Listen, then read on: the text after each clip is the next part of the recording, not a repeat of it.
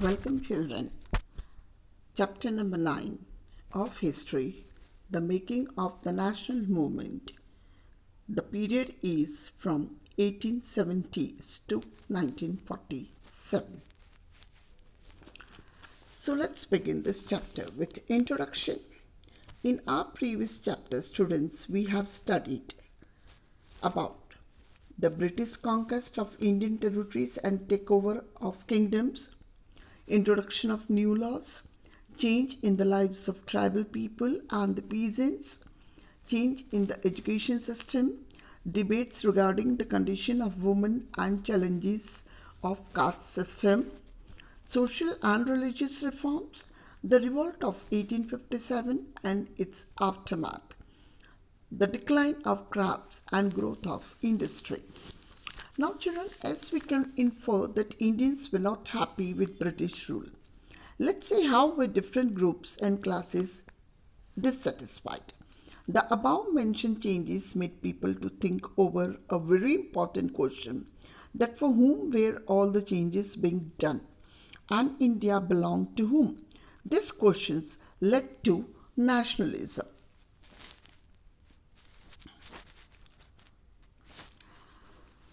The questions such as mentioned above made Indians think about the solution.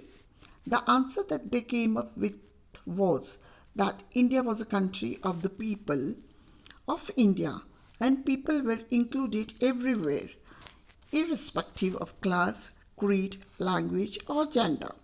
According to them, the resources and systems were for the Indians. These were meant for the people, were being used by the Britishers, and they were also controlling the lives of Indians. This awareness resulted in the formation of political associations formed after 1850, especially those that came up in the period between 1870s and 1880s. These associations were generally led by English educated professionals, let's say lawyers. The more prominent one were the Pune Sarvajanik Sabha,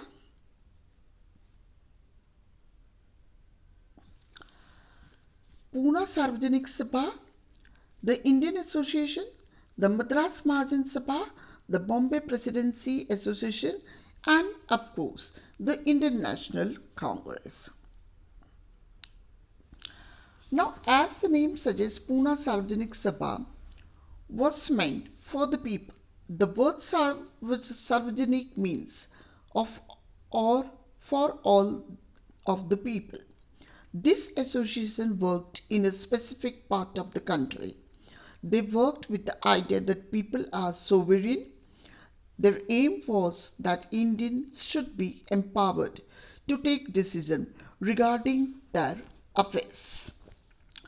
The discontent in the Britishers grew stronger during the 1870s and 1880s. The Arms Act was passed in 1878, which not allowed Indians to keep arms, and not only this, the Vernacular Press Act was also passed, due to which journalists could publish only that news which was not against Britishers or their policies. It also allowed the government to confiscate the assets of newspaper, including their printing presses. In 1883, an outcry was seen over the attempt by the government to introduce the Ilbert Bill. The bill allowed the trial of British or European persons by Indians and also sought equality between British and Indian judges in the country. But when the whites opposed this bill, it made Indians angry, as this even highlighted the racism against the Indians by the Britishers. So we can say that there was a dire need for an all India organization of educated Indians since 1880. But the controversy created by the Ilbert Bill deepened this desire. So in 1885,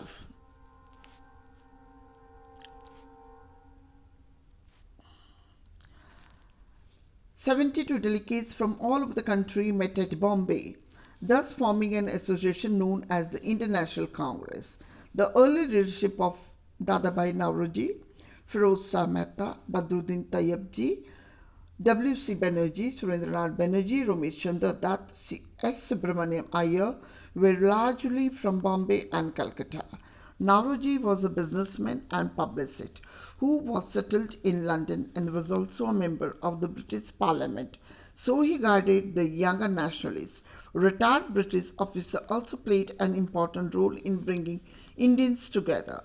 Such association brought the feeling of one nation among all the Indians.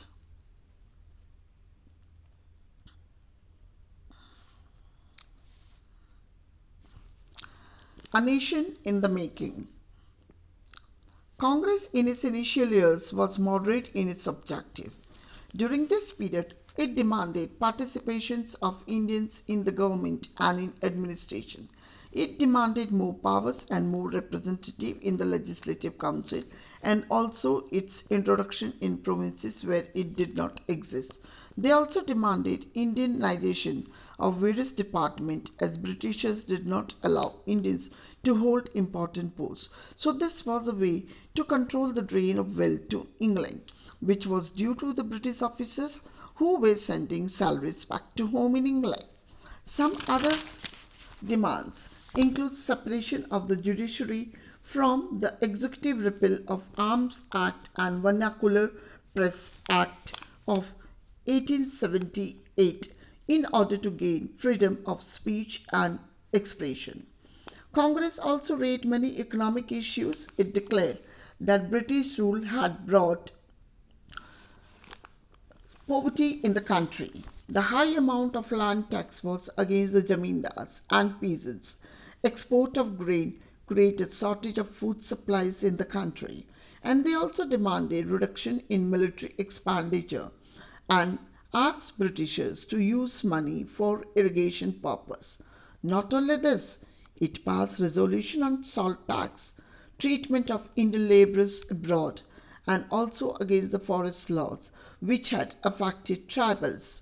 So we can say that the Congress, being an association of the educated class, was not talking only on the behalf of the rich, but they were also concerned about the poor people also. The moderate leaders wanted to create awareness among the public. For this, they started writing articles, published newspaper to show how British rule had led to the decline of our economy. They started sending representatives to various parts of the country to create awareness among the public in order to express their demand in front of the Britishers. Freedom is our birthright. By the 1890s, the Indian began to criticize the methods of Congress. Bipin Chandra Pal in Bengal, Bal Gangadhar Tilak in Maharashtra, and Lala Lajpat Rai in Punjab were more radical in their methods and were against the policies of prayers of the Congress. They argued that we must realize our own strength and should fight for Swaraj. We are not supposed to rely on the good intention of the government. Tilak raised a slogan, "Freedom is my birthright and I shall have it."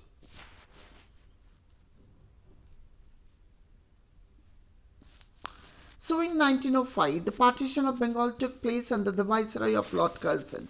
They gave the reason of political convenience, but in reality, Bengal was partitioned in a way to curb down the influence of Bengali leaders, as Bihar was a part of Orissa, were separated from Bengal. Even East Bengal was merged with Assam, leading to the formation of non-Bengali areas. The partition of Bengal was criticized all over India. Both moderate and radical sections of the Congress opposed it. Demonstrations were carried out against the partition. The struggle came to be known as the Swadeshi movement. The Swadeshi movement not only opposed the British rule but also encouraged the ideas of Swadeshi enterprise, national education and use of Indian languages to make it more influential. The radicals began to suggest a boycott of British institutions and revolutionary violence to overthrow British rule. So, in the beginning of 20th century, Muslim landlords and Nawab formed the All India Muslim League at Dhaka in 1906. The league was in favor of partition of Bengal. They demanded separate electorates for Muslims, demand that was considered by the government in 1909. Some seats in the councils were now reserved for Muslims, who would be elected by Muslim voters only. Some changes were seen in Congress also, as it split in the year 1907.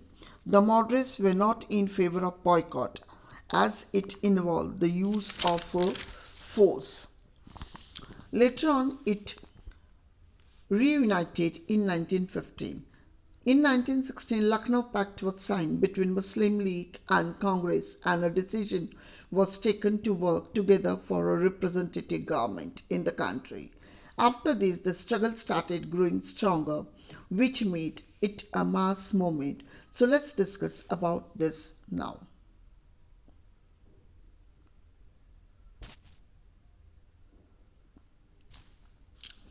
The growth of mass nationalism. So after 1919, the struggle against the British rule started becoming a mass movement, which involved peasants, tribes, students, and women as well. Some business groups also began to support the Congress in the 1920s. During the First World War, India faced large deficits due to military expenses. This means that the expenditure was very huge, and to bear that, government started extracting huge amount of tax from the local people. The rise in the prices of commodities was creating difficulty for the common people. And on the other hand, as we read in chapter number 7, business houses were gaining a lot from the war. The war created a huge demand for industrial goods such as jute bags, clothes, rails, etc., and caused a decline in imports. Indian industry expanded to a great extent during the war. The war also resulted in the expansion of the British Army. Many villagers were sent abroad to serve as British soldiers. Many returned after the war with an understanding that how this imperialist power had colonized Asia and Africa for their own benefits, and how these powers were exploiting the people of both continents. This led to the development of a desire to oppose British rule in India. So in 1917, a revolution took place in Russia, in which peasants and workers struggled for their rights. This inspired the Indian nationalists as the idea of socialism circulated widely. Now that we know about the situation during and after the First War, so now we will discuss about Mahatma Gandhi. The advent of Mahatma Gandhi. In 1915, Gandhi came to India from South Africa at the age of 46. Till now, he had earned a name as a leader on an international level. This was so because he had led many campaigns in South Africa against racism. This brought him in contact with many types of Indians, such as Hindus, Muslims, Parsis, and Christians, Gujaratis, Tamil, North Indians, and upper caste merchants, lawyers, and workers. In his first year, Mahatma Gandhi traveled through whole of India to understand the overall need and situation of the people. Initially, he led some local movements in Champaran, Kheda, and Ahmedabad, where he came in contact with Vallabhbhai Patel and Rajendra Prasad. In 1918, he led a successful mill worker strike in Ahmedabad. So now let's have a look at the movement organized between the years 1919 to 1922. In 1919, the Rowlatt Act was passed by the government, which put restrictions on the fundamental rights of freedom of expression. It also strengthened the police power. Mahatma Gandhi, Muhammad Ali Jinnah, and others felt that the government had taken away the basic rights of the people. Hence, Gandhiji asked people to observe 6th April 1919 as a day of non-violent opposition to this act. Satyagraha sabhas were set up to launch the movement. Hartals were done against the act.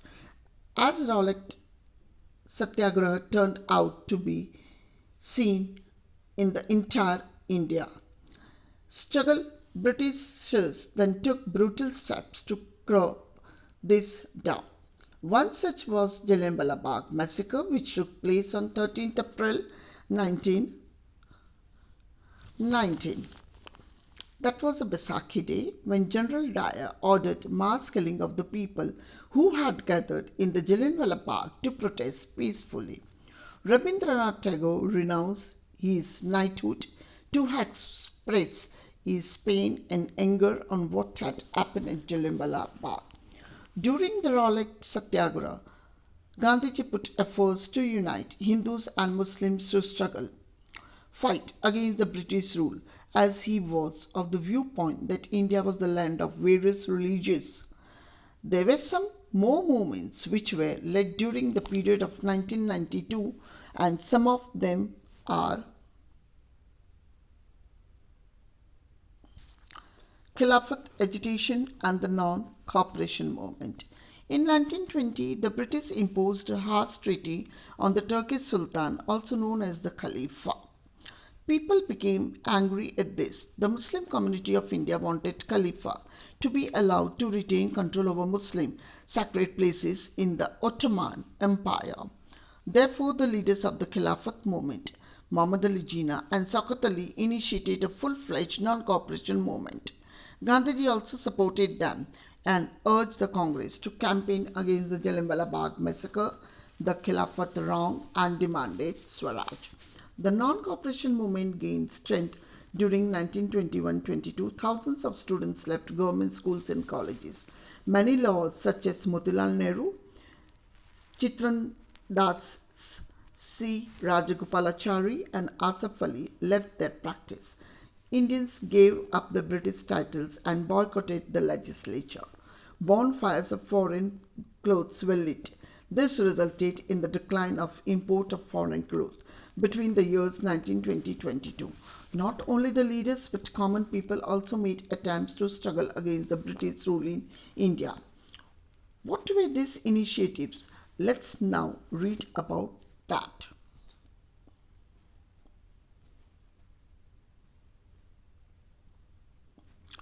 People's Initiative. In many cases, people protested peacefully, but in some they retaliated in their own way, which were not in accordance with Gandhiji. For example, in Kheda, Gujarat, Patidar, peasants organized non-violent campaigns against the huge land tax. In coastal Andhra and interior of Tamil Nadu, people protested outside the liquor shops by preventing people from entering. In the Guntur district of Andhra Pradesh, tribals violated the forest laws by grazing the cattle in the forest. People believe that Gandhiji will protect them from the forest laws and huge amount of taxes. They also believe the Gandhi Raj would be established. In Sindh, Pakistan, which is now presently, Muslim traders were supportive towards Khilafat movement. Similarly, in Bengal, the non-cooperation and Khilafat alliance gave strength to communal unity. In Punjab, Akalis tried to remove corrupt Mahantas from the Gurdwaras, who were supported by the British. Peasants in Assam demanded increase in their wages and left tea plantation as they wanted to support Gandhiji. As Gandhiji was gaining popularity day by day, he was now known as Mahatma. So let's see the people's Mahatma. People started believing that Gandhiji was a Mahatma or a Messiah who would help them overcome their poverty and misery. Some thought he would fight against Jamindars. Some believed he would provide them land. They started crediting him with their own achievements. For example, people who fought against the illegal eviction of tenants from land in the United Province left that it was Gandhiji who had won. Though Gandhiji favored class unity, yet at some places tribals and peasants took steps which were against Gandhi's principle. The happenings of 1922-29, as discussed earlier, that Gandhiji believed in non-violence, so abruptly called for the non-cooperation movement because a crowd in Chorachori set a police station on fire. This incident took place in February 1922.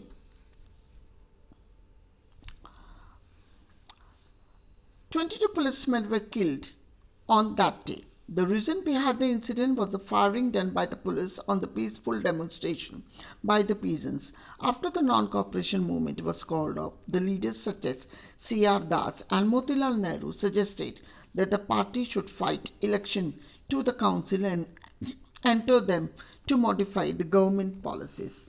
Even some social work was also carried out in the villages, which led to the extension of support base for the Gandhian movement. This proved to be beneficial in launching the civil disobedience movements in 1930. Two important developments were seen in the 1920s. For example, the formation of Rashtriya Swayamsevak Sangh, a Hindu organization, and the Communist Party of India. These parties had a different viewpoint about the country India should be. The decade ended with the resolution of Congress to fight for Purna Swaraj.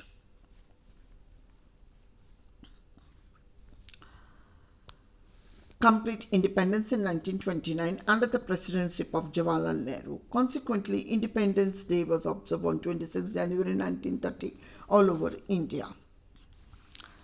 The march to Dandi. Gandhiji said that we have to fight for the achievements of Purna Swaraj. It would not come on its own. So in 1930, Gandhiji declared that he would break the salt law. And according to this law, the government had a monopoly on the manufacture and sale of salt. This meant that no one else could manufacture salt. Gandhiji declared it as a sinful tax because it was not right to impose such a law on an essential food item. Gandhiji and his followers marched over 250 miles from Sabarmati to Dandi, where they broke the salt law by producing it from the sea water. Peasants, tribals and women participated in this satyagraha in large numbers. A business federation also published the salt issue. People started protesting peacefully against the salt law. The British government tried to stop this by taking harsh action against the satyagrahis, which involved imprisonment and killings. The struggle also brought some benefits like the Government of India Act of 1935. This act prescribed provincial autonomy and the government announced election to the provincial legislature in 1937.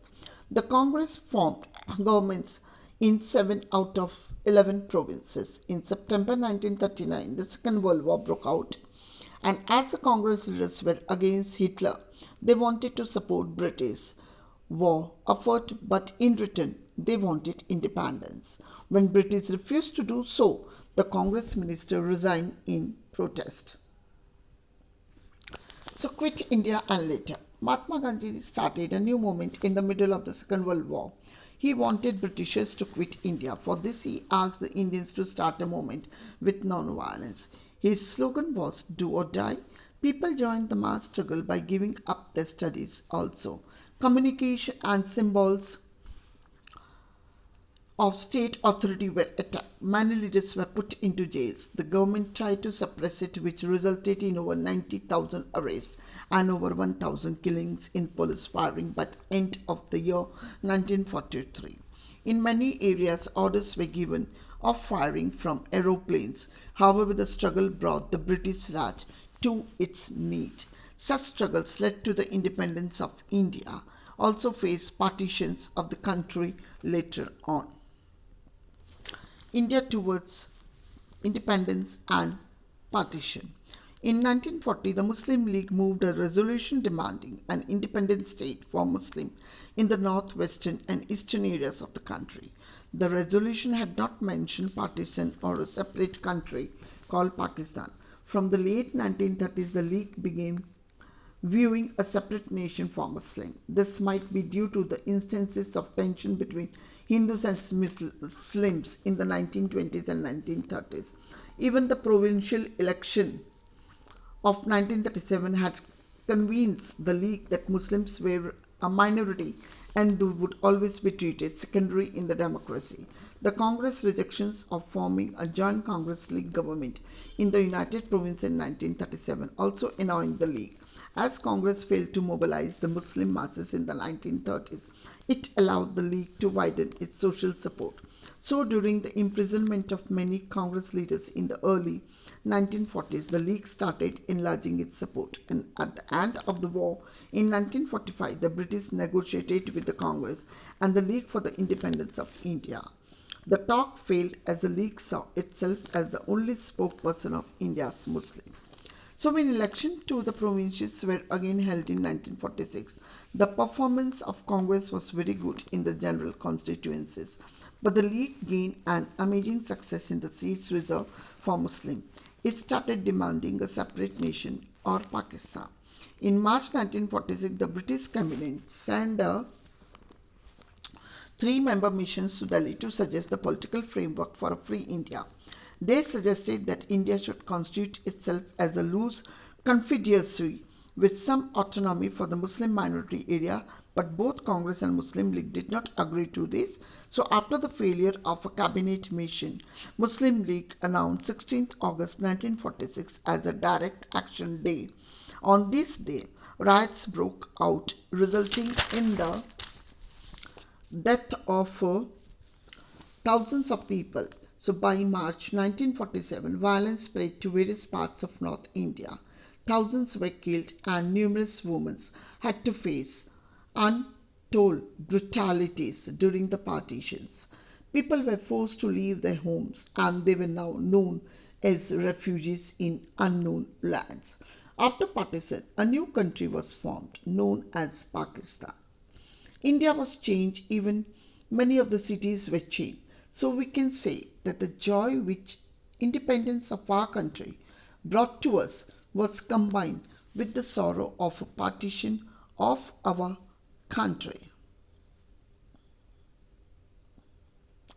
Thank you. That's all.